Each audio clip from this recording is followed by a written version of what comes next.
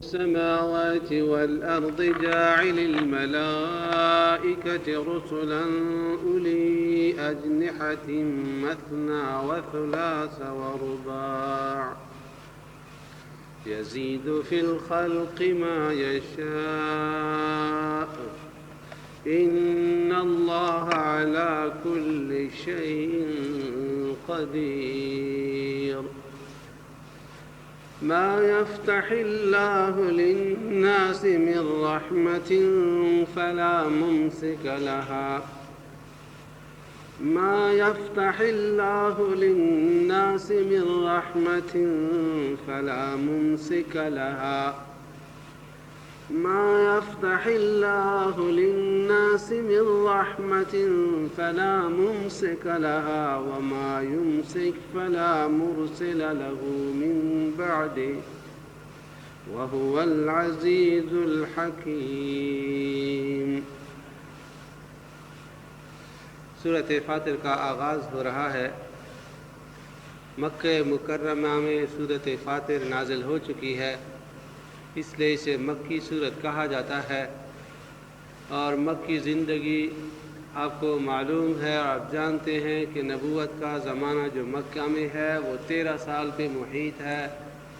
اس 13 سالہ دور نبوت مکی میں یہ سورۃ فاطر نازل ہو چکی ہے، اور اس کو پڑھنے سے اندازہ یہ ہوتا ہے کہ اس 13 سال میں بھی درمیانی مدت میں اس سورت کا نزول ہو چکا ہو، اس لیے کہ درمیانی مدت میں مخالفین کی جانب سے مخالفت میں شدت شروع ہو چکی تھی۔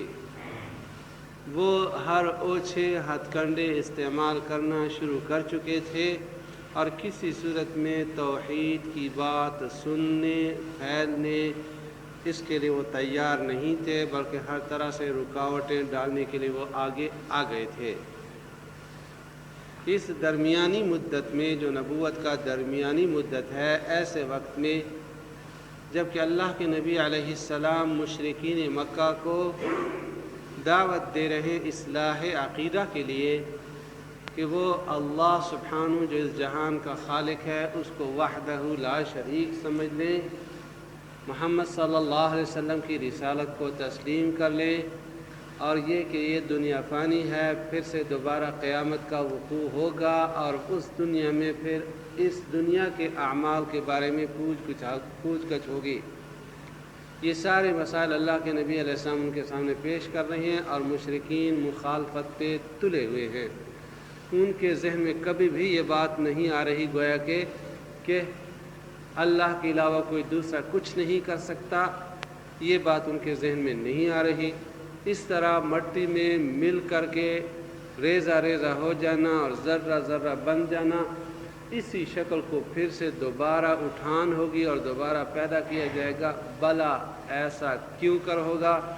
اس بات کو ماننے کے لیے وہ تیار نہیں اور مخالفت کر رہے ہیں۔ چنانچہ سورۃ فاطر میں ان کے یعنی مشرکین مکہ کے ان شبہات اور ان تصورات کا رد کیا جا رہا ہے۔ اللہ سبحانہ کی صفات کو اس صورت میں مزید اجاگر کیا گیا ہے کہ رب ذوالجلال کی جو صفات ہیں کس قدر کامل ہیں، کس قدر برکت والی ہیں، اور جو صفات اس کی ہیں ان صفات میں اس کا دوسرا کوئی ساجی کوئی شریک نہیں ہے۔ دوسری بات جو اس صورت میں بیان کی جا رہی ہے، اس میں مشرکین کو یہ باور کرایا جا رہا ہے کہ تمہارا فائدہ، تمہاری بھلائی اس میں ہے کہ تم ایمان لے آؤ، اسلام قبول کر لو۔ ان چیزوں کو اپنانے میں کسی اور کا بھلا نہیں ہے، بلکہ تمہارا ہی بھلا ہے، تمہارا ہی فائدہ ہے، اور اس میں تمہیں نقصان نہیں پہنچے گا بلکہ فائدہ ہی ہوگا۔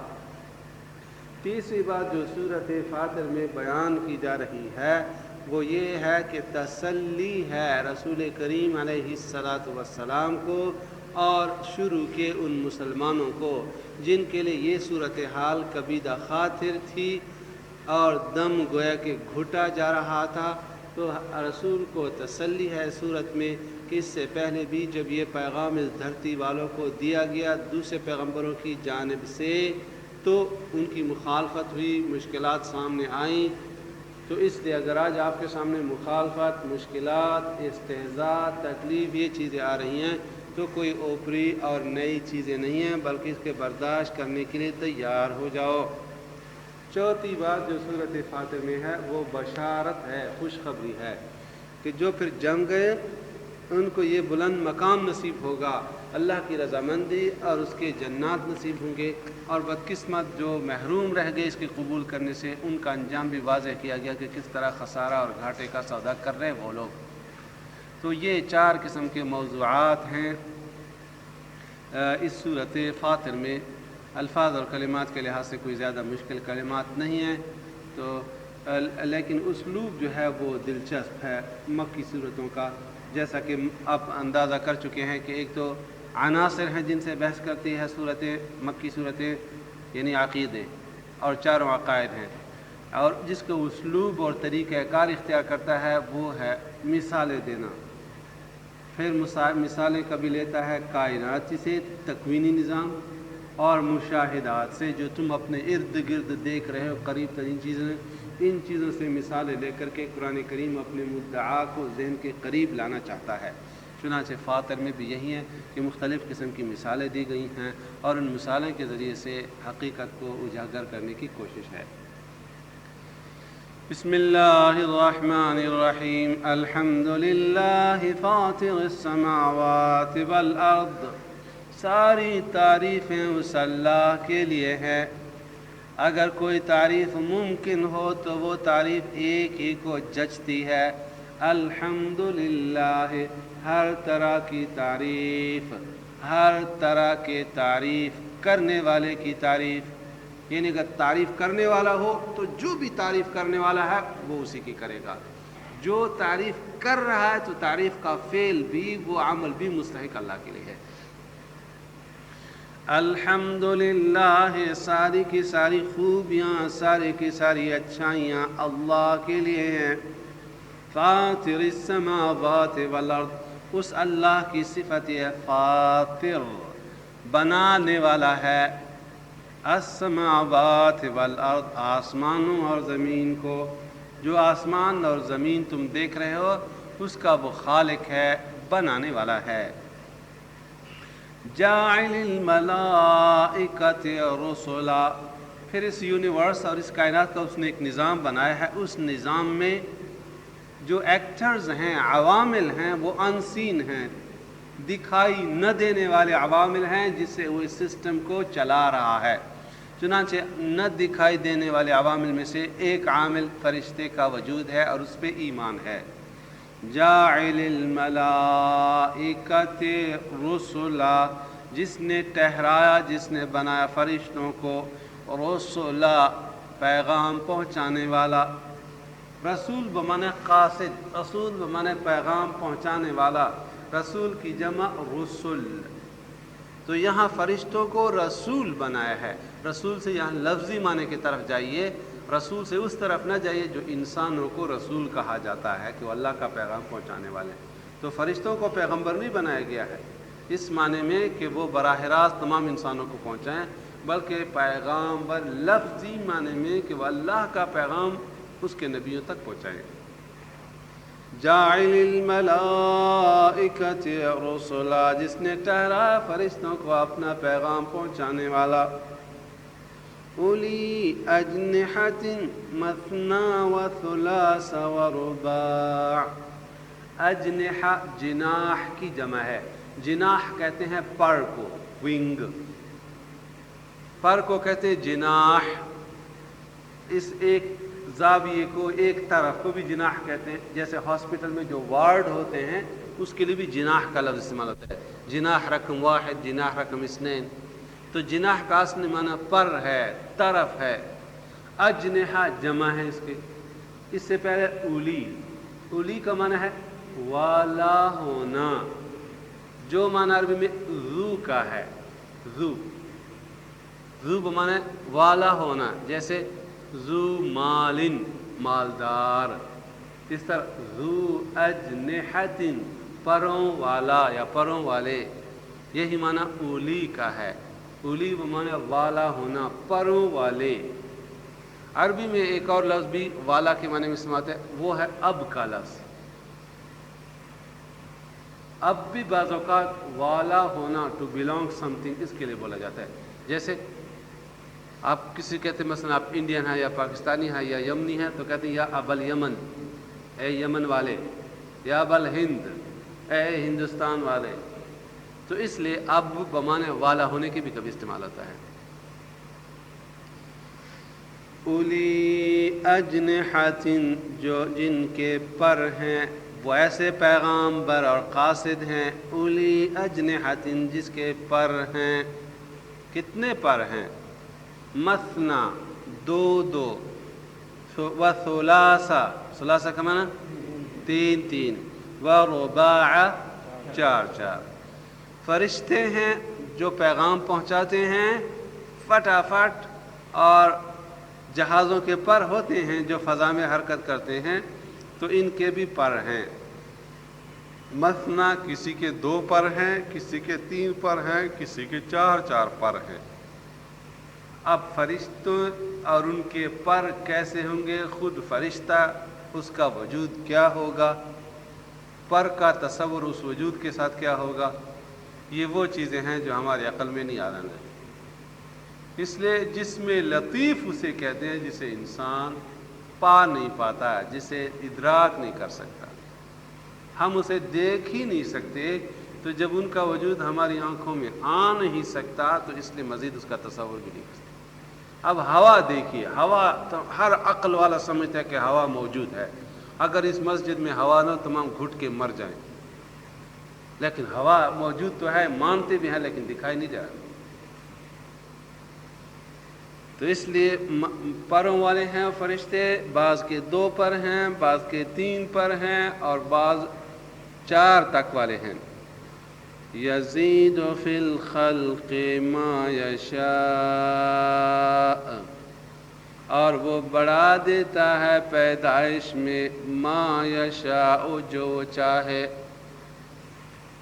बढ़ा देता है पैदाइश में जो वह चाहे।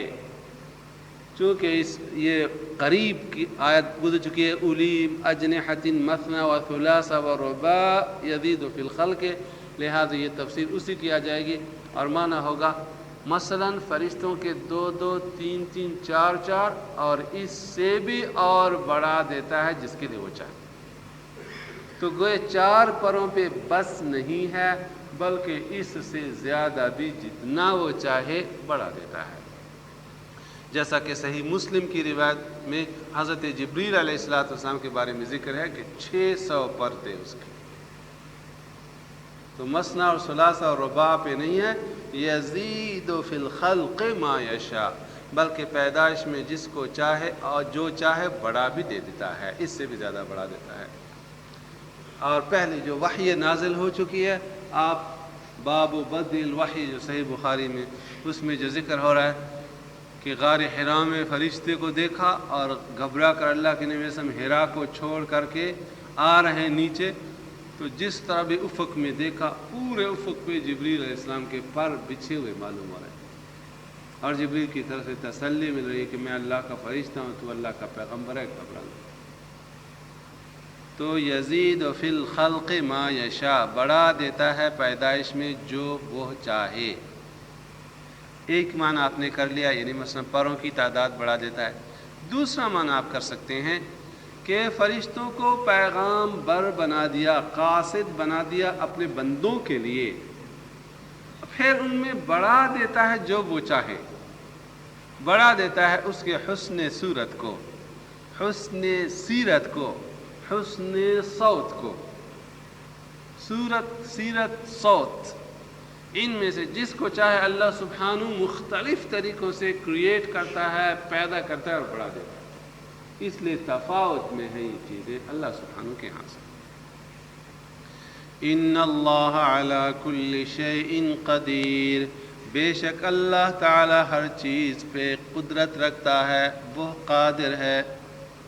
दोबारा इस आयत को, الحمدللہ فاطر السماوات والارض، تمام تعریفیں اس اللہ کے لیے جو آسمان اور زمین کا پیدا کرنے والا ہے، جاعل الملائکۃ رسلا، جس نے ٹھہرایا فرشتوں کو اپنا پیغامبر، اپنا پیغام پہنچانے والا، اولی اجنحۃ، اور وہ پروں والے ہیں، مثنی وثلاث ورباع، دو دو پر، تین تین اور چار چار پروں والے فرشتے، یزید فی الخلق ما یشاء، وہ بڑھا دیتا ہے پیدائش میں، ما یشاء، جو چاہے۔ مشتاق احمد صاحب شیراٹون والے، ما یشاء، یہاں ما کہہ دیا، من یشاء اگر ہوتا تو معنی میں کیا فرق آتا؟ جاندار چیز۔ شاباش۔ یزید فی الخلق من یشاء، عبد الغفور صاحب بتاتے ہیں؟ جی ہاں، ما اور من میں فرق ہے۔ من ہے ذوی العقول، جاندار چیزوں کے لیے من کا استعمال ہوتا ہے، اور ما جو حرف ہے وہ غیر ذوی العقول، غیر جاندار چیزوں کے لیے استعمال ہوتا ہے، یہ فرق ہے۔ جیسے آپ کہتے ہیں دروازے پہ کون ہے؟ من بالباب، کون دروازہ کھٹکھٹا ہے، یعنی کوئی جاندار چیز ہے، کوئی انسان ہے، اس کے بارے میں آپ سوال کر رہے ہیں۔ لیکن اگر آپ کا سوال غیر جاندار سے ہو تو آپ کہتے ہیں ما ھذا، ما بیدک، ما تلک بیمینک یا موسیٰ، تو ما غیر جاندار، من جاندار کے لیے۔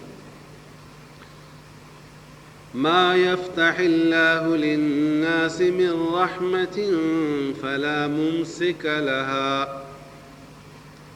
ما جو کچھ کے یفتح اللہ کھول دیتا ہے اللہ تعالی للناس لوگوں پر، من رحمت اپنی مہربانی میں سے، اپنی عنایت میں سے لوگوں پہ اللہ جس قدر مہربانی اور جو عنایت کھول دیتا ہے، فلا ممسک لہا، تو کوئی نہیں اس کو روکنے والا۔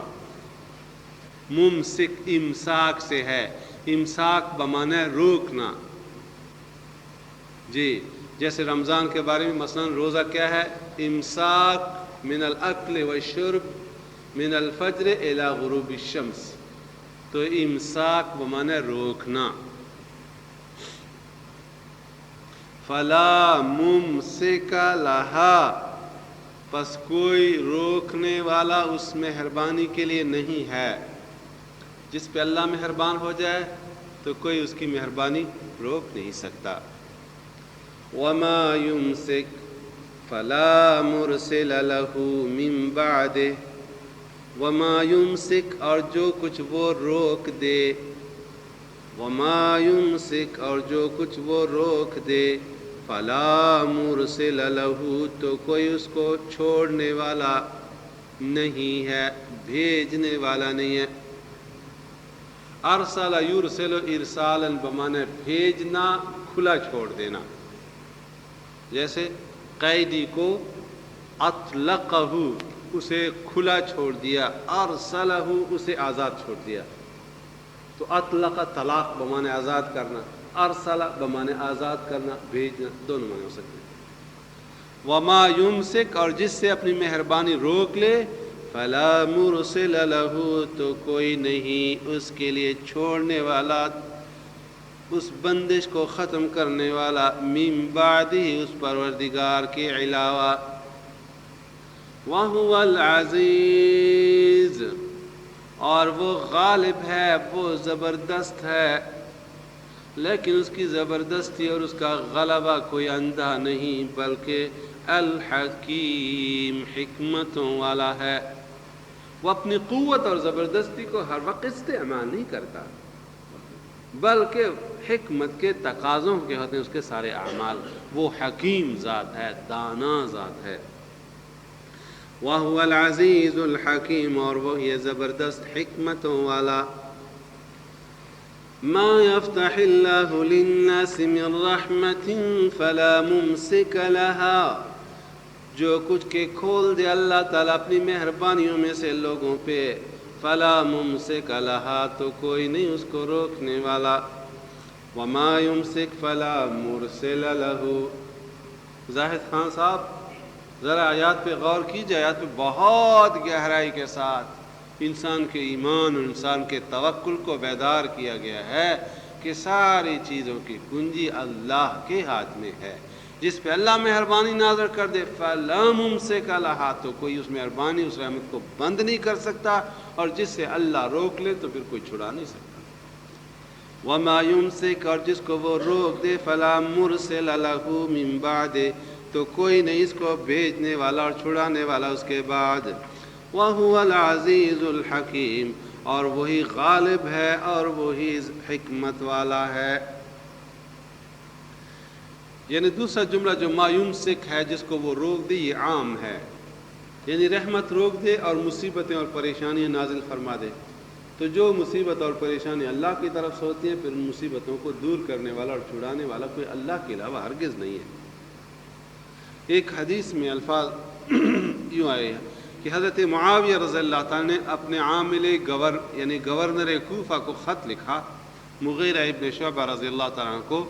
حضرت مغیرہ کو اس نے خط لکھا کہ مجھے کوئی حدیث لکھ کر بھیجو جو تم نے رسول اللہ صلی اللہ علیہ وسلم سے وہ حدیث سنی ہو۔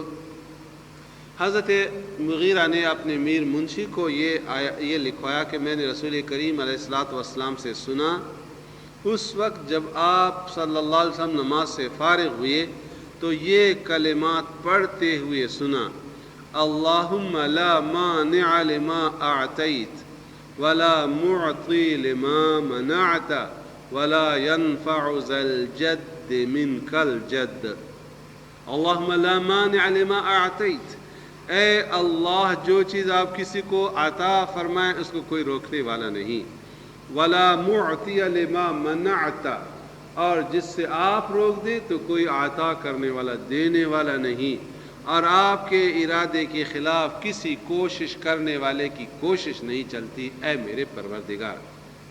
صحیح مسلم میں حضرت سعید خدری رضی اللہ عنہ کی روایت ہے، یہ کلمہ آپ صلی اللہ علیہ وسلم نے رکوع سے سر اٹھانے کے وقت فرمایا، اور اس کلمے سے پہلے فرمایا احق ما قال العبد وکلنا لک، یعنی یہ کلمہ ان تمام کلمات سے بہتر ہے جو کوئی بندہ کہہ سکتا ہے، اور ہم سب آپ کے لیے ہیں پروردگار۔ اس کے بعد آپ نے رکوع سے سر اٹھانے کے بعد یہ دعا پڑھی آپ نے، اللہم لا مانع لما اعطیت ولا معطی لما منعت ولا ينفع ذا الجد منک الجد، کسی کوشش کرنے والے کی کوشش تیرے خلاف کامیاب نہیں ہو سکتی۔ اس آیت میں جو سبق ہمیں دکھایا گیا ہے اور جو سبق ہمیں بتایا گیا ہے وہ یہ ہے کہ نفع اور ضرر سب کچھ اللہ سبحانہ کی جانب سے ہے، اور غیر اللہ سے کوئی امید نہ رکھی جائے اور نہ غیر اللہ سے انسان خوف محسوس کرے۔ چنانچہ حضرت عامر ابن عبد قیس رضی اللہ تعالیٰ نے فرمایا، جب میں صبح کو 4 آیتیں قرآن کریم کی پڑھ لوں تو مجھے یہ فکر نہیں رہتی صبح کو کیا ہوگا، شام کو کیا۔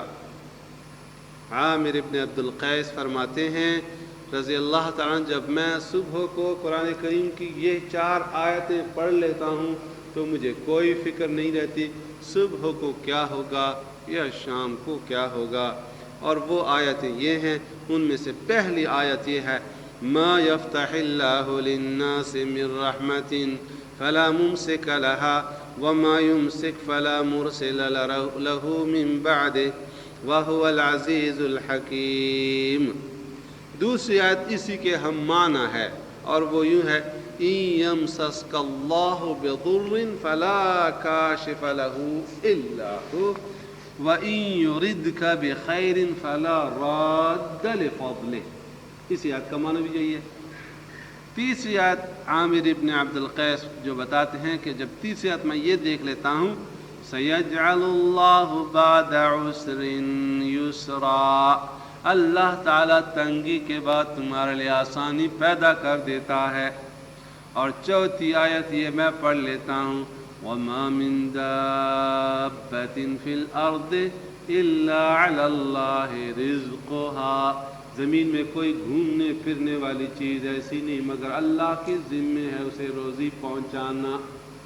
جب قرآن کریم کی یہ آیت پڑھ لیتا ہوں تو بس میرے لیے یہی آیت کافی ہیں پھر سوچنے کے لیے، اور مجھے پھر کوئی گھبراہٹ، کوئی پریشانی اور کوئی سوچ اور فکر والی بات نہیں رہتی۔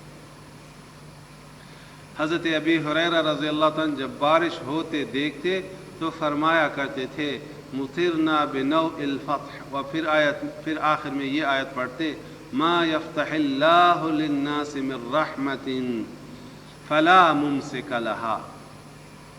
یعنی عرب جاہلیت میں یہ عادت تھی کہ بارش ہوتی تو کہتے فلانے ستارے نے بارش برسائی، فلانا ستارہ ہے اس وجہ سے اب بارش ہو رہی ہے۔ تو حضرت ابی ہریرہ پڑھا کرتے تھے کہ ہمیں جس ستارے نے بارش برسائی وہ ستارہ یہ ہے، اور چنانچہ قرآن کریم کی آیت کی پھر تلاوت شروع کر دیتے تھے ما یفتح اللہ للناس من رحمت فلا ممسک لها، کہ اللہ تعالیٰ جس کے لیے اپنی مہربانیاں کھول دیتے ہیں تو پھر کوئی روکنے والا نہیں ہے۔ تو یہ ہے وہ آیتیں کہ جن سے انسان کو سہارا ملتا ہے، انسان کا ایمان اللہ پہ مضبوط ہوتا ہے۔ حقیقت میں ہر آیت بجائے خود ایک موتی ہے۔ مجھے ایک بات بہت پسند آئی اور بہت عبرت میں نے لے لی۔ ایک نو مسلم خاتون، یہاں ایک بہت بڑے ادارے میں وہ ذمہ دار ہے، وہ خاتون انگریز خاتون ہے، لیکن وہ بیان کرتی ہے کہ اس اپنے انٹرویو میں اس دن سے بات کر رہی تھی تو بتا رہی تھی کہ قرآن کریم کو میں روزانہ پڑھتی ہوں، لیکن میرا قرآن کریم کے پڑھنے کا انداز بالکل جدا ہے۔ بورن مسلم جتنے ہیں، یعنی پیدائشی مسلمان جتنے ہیں، وہ تو شروع سے لے کر کے آخر تک تلاوت کرتے جاتے ہیں، لیکن میں قرآن کریم کھول دیتی ہوں اور ایک آیت پڑھ لیتی ہوں، بس اس آیت کو آگے سے اور بعد سے کٹ کر کے اسی پہ صرف غور کرتے ہیں۔ یعنی آپ اندازہ کر سکتے ہیں کوئی پہلے آیت کے سے یا بعد سے شان نزول سے یا کچھ حکم اور نکال سکتے ہیں، لیکن میں بذات خود ہر آیت میں الگ سے غور کر لیتی ہوں، اور پھر ہر الگ آیت میں مجھے جدا جدا قسم کی رہنمائی ملنے لگی۔ تو وہ اس بات پہ زور دے رہے تھے کہ زیادہ پڑھنے کے بجائے اگر آیات پہ غور و فکر کیا جائے، ایمان میں اور وسعت اور پختگی اس سے زیادہ آتی۔ تو کاش ہم ایسے ہی آیتوں پہ غور کرنے والے ہوتے۔ آگے چلے تیسری آیت پہ، یا ایھا الناس اذکروا نعمت اللہ علیکم، اے لوگو یاد کرو اللہ تعالیٰ کے احسانات اپنے اوپر، هل من خالق غیر اللہ،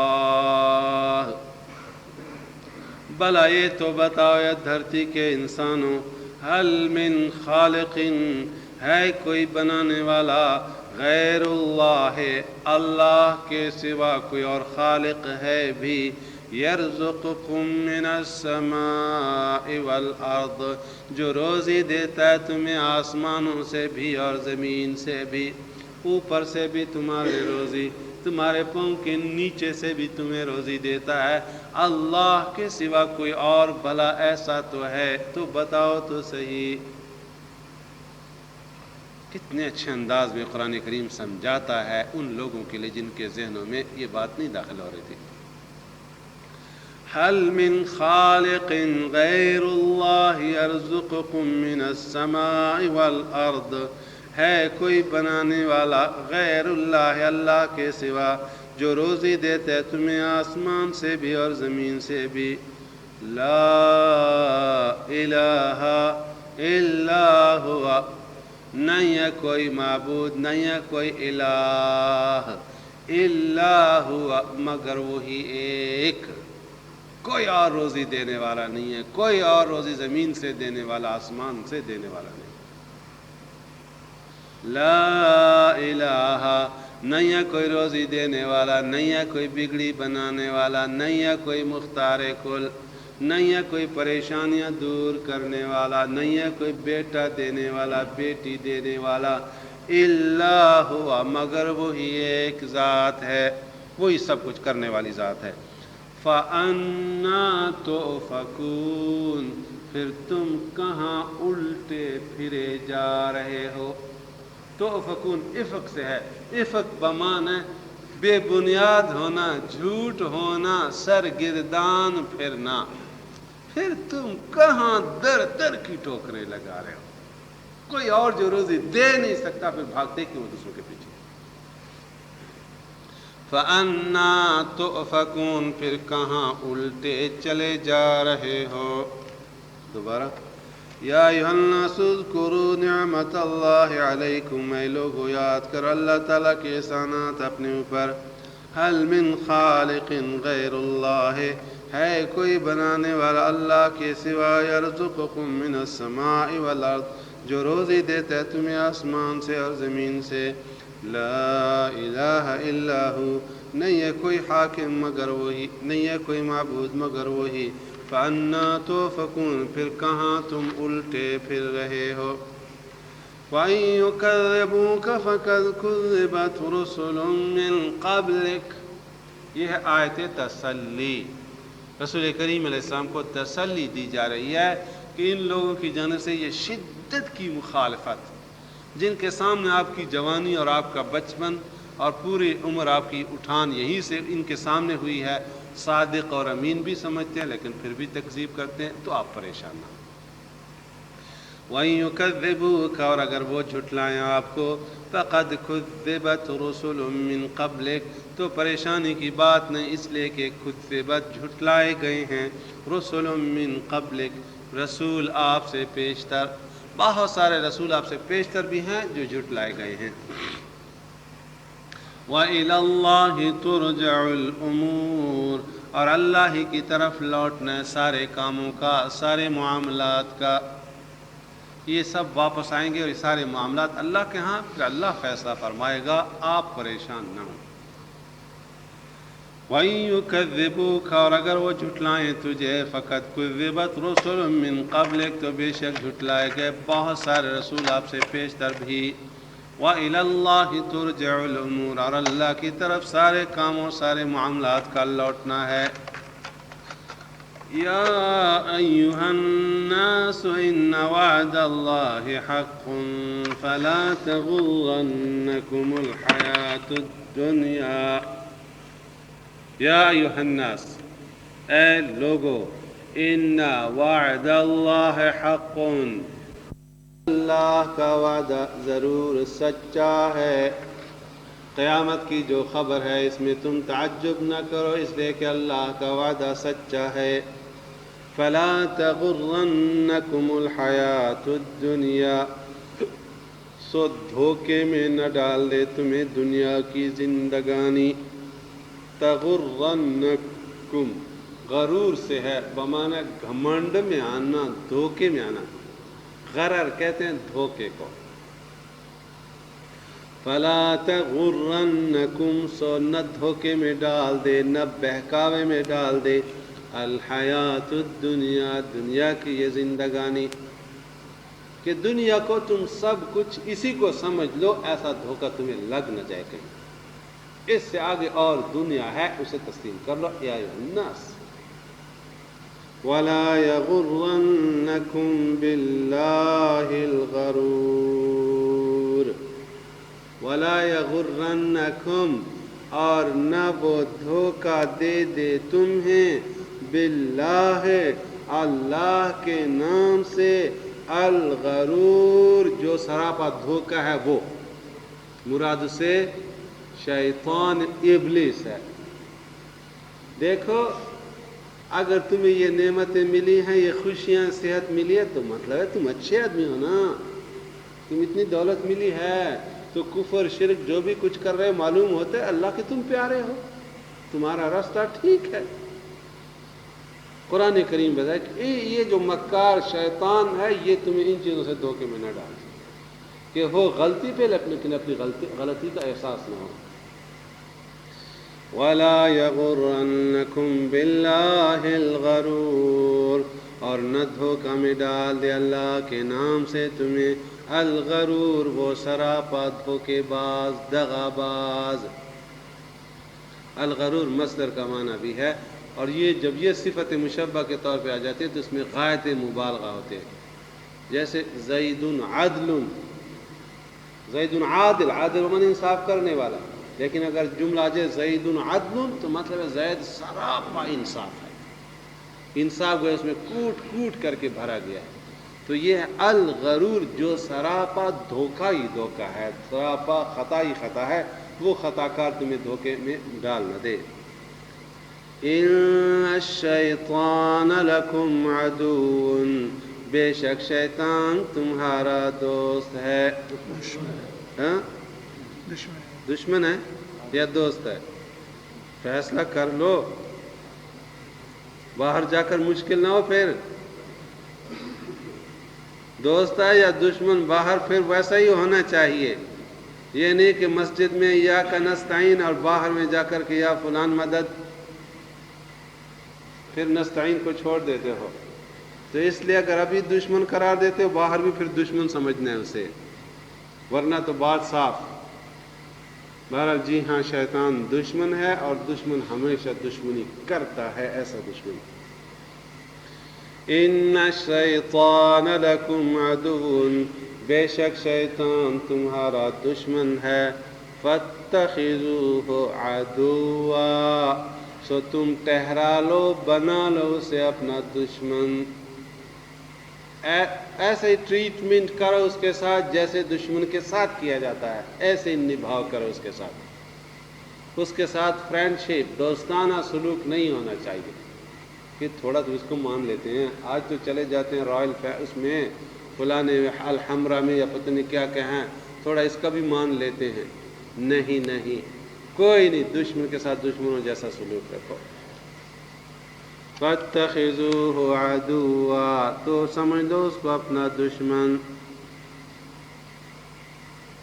آپ کو وہ کچھوے اور بچھو کی دوستی کا واقعہ یاد ہے نا، کہ ایک بچھو سفر کرنے لگا، صحرا میں سفر کر رہا ہے، اچانک اس کے سامنے ایک ندی آئی. اب وہ پریشان ہے کہ اس ندی کو کیسے پار کرے. بلاخر اس دریا، اس ندی میں اس نے کچھوے کو دیکھا، تو کچھوے سے کہا کہ ذرا میری مدد کریں، مجھے سڑک کے دریا کے اس پار کرا دیں. تو کچھوے نے کہا ٹھیک ہے، میں آپ کے ساتھ یہ احسان کر لیتی ہوں، آپ کو پار کرا دیتا.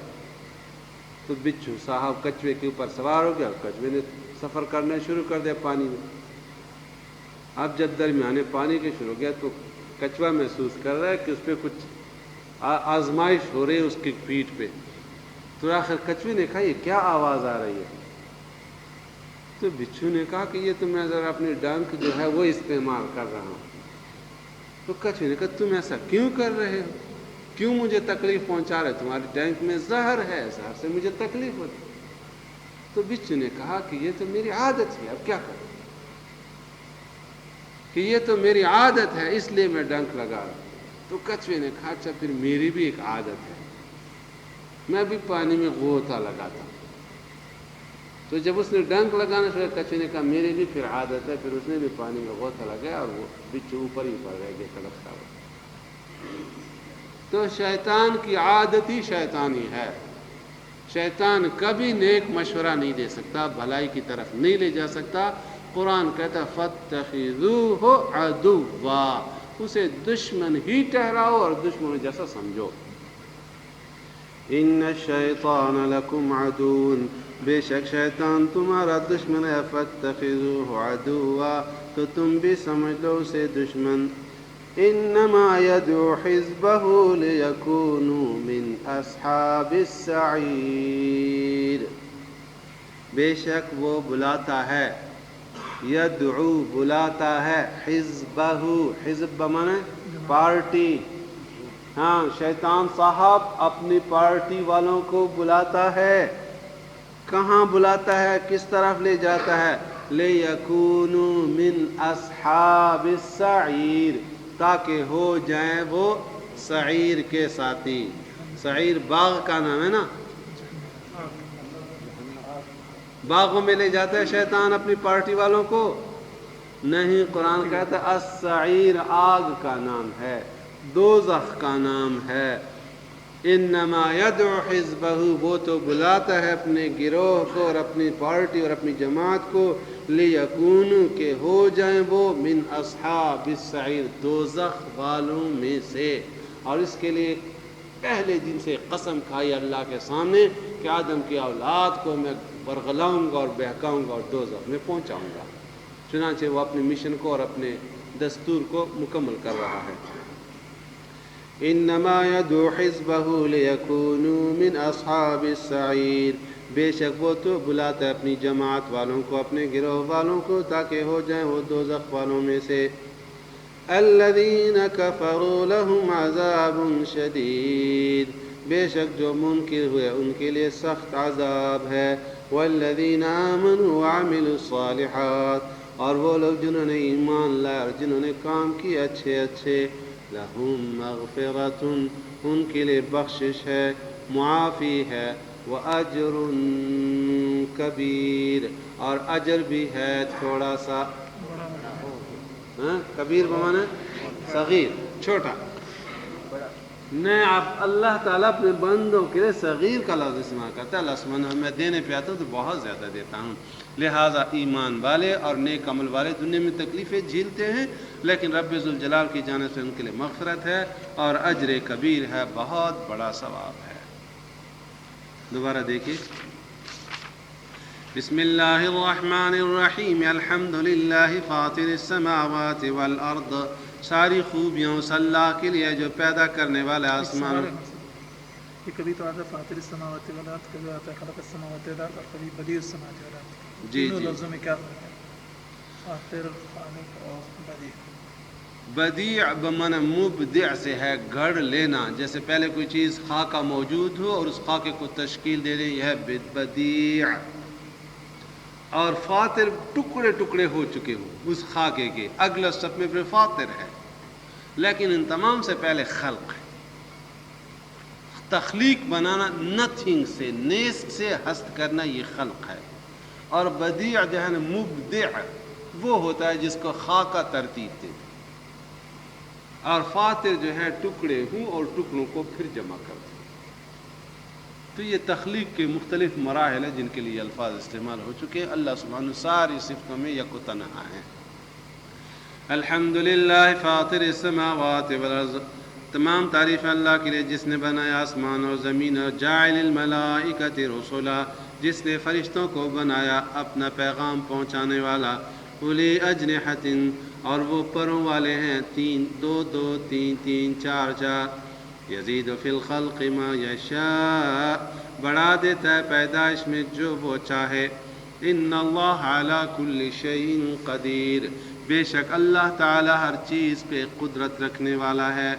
ما یفتح اللہ للناس من رحمت فلا ممسک لها، جو کھول دے اللہ تعالی لوگوں پہ مہربانی میں سے تو کوئی نہیں اس کو روکنے والا۔ وما یمسک، اور جو کچھ وہ روک دے، فلا مرسل لہ، تو کوئی اس کو چھڑانے والا نہیں ہے، اس کو آزاد کرنے والا نہیں، من بعدہ، اس کے بعد، اس کے سوا۔ وہو العزیز الحکیم، اور وہ یہ زبردست اور حکمت والا۔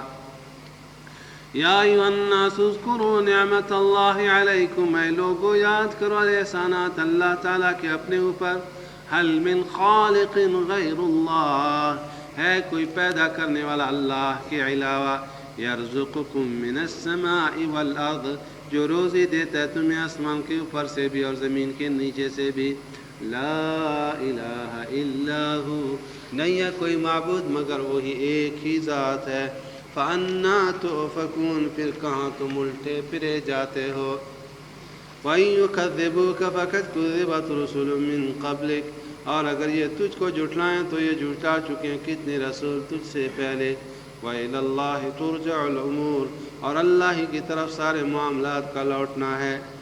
یا ایھا الناس ان وعد اللہ حق، اے دنیا بھر کے لوگوں، بے شک وعدہ اللہ کا بالکل درست اور سچا ہے، یعنی قیامت آنے والی ہے۔ فلا تغرنکم الحیات الدنیا، سو دھوکے میں نہ ڈالے تمہیں دنیا کی یہ زندگی۔ ولا یغرنکم باللہ الغرور، اور نہ دھوکے میں ڈال دے اللہ کے نام کے ساتھ تمہیں یہ دھوکہ دینے والا مکار شیطان۔ ان الشیطان لکم عدو، بے شک شیطان تو تمہارا دشمن ہے۔ فاتخذوہ عدوا، سو تم ٹھہرا لو اسے اپنا دشمن۔ انما یدعو حزبہ لیکونوا من اصحاب السعیر، وہ تو بلاتا ہے اپنے گروہ والوں کو تاکہ کر دے ان تمام کو دوزخ والوں میں سے۔ الذین کفروا لهم عذاب شدید، جو لوگ کے منکر ہوئے ان کے لیے ہے سخت عذاب، اور جو لوگ ایمان لائے انہوں نے کام کیے اچھے اچھے، لہم مغفرۃ و اجر کریم کبیر، ان کے لیے بخشش ہے اور اللہ کے ہاں سے بڑا اجر ہے۔ صلی اللہ تعالیٰ علیہ محمد و آلہ و صحبہ اجمعین۔